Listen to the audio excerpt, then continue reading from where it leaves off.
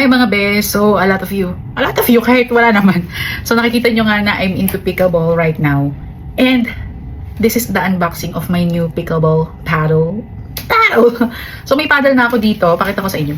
Sa TikTok ko lang to din binili, Kawasaki, very basic, mga around 1,200. Pero yung habang tumatagal, napapansin ko hindi siya okay na yung power niya, yung grip. Tapos, hindi ko bet yung tunog. Pero okay naman siya. Nananalo pa rin naman tayo dito. Pero nung natry ko tong paddle na i-unbox ko, ang tagal kong pinag-isipan mga be kung bibilin ko to kasi alam niyo ba yung mga presyo ng paddles na pickleball, sobrang 6,000, 12,000. Nagugulat ako na bibili kayo ng ganun. Tapos itong presyo nito around 3,800. Ano pa, ang tagal ko pinag-isipan as in mga ilang buwan. Kasi nga nahihiram ko pa naman yung sa friend ko na ganito. So na-realize ko dahil linggo-linggo naman din ako nagpi-pickleball, edi bilhin ko na, baka sabihin naman kasi ni Dustin, yung friend ko ay hiram ako ng hiram. Saka malibag na yung kanya. Dahil din sa kagagamit ko. And na-realize ko nga, parang pang matagalan na itong pickleball thing. And super na-enjoy ko din siya.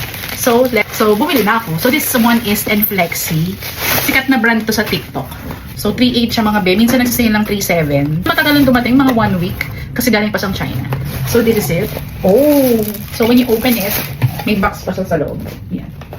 Ito na yung pinaka-pickleball case. The usual, ganito rin yung sa friend ko. And ang ganda, parang ang premium niya. Oh, this is it! Legit na yarn. Charis. Pero sabi ko nga, kung bibili ako ng paddle hanggang mga 4K lang, eh ito nga 3,800. Tagal ko pang pinag-isipan kasi nga, tipid mode din ako ngayon eh.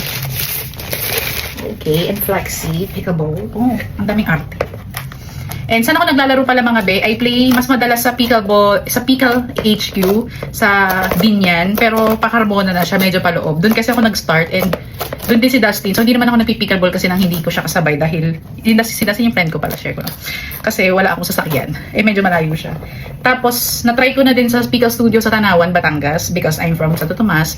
And yung AA Ding Song recently lang dito sa may Binyan din. And okay lang doon kahit 2 courts lang press ko siya.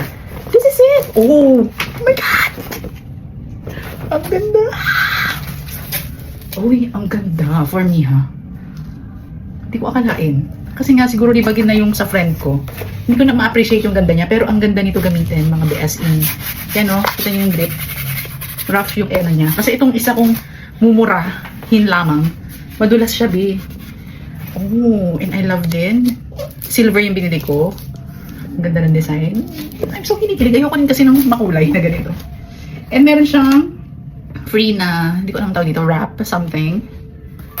At meron din pang clean. Kasama. Nice. And I don't know what's this. Meron pa siyang kasamang kineso. Ano to be?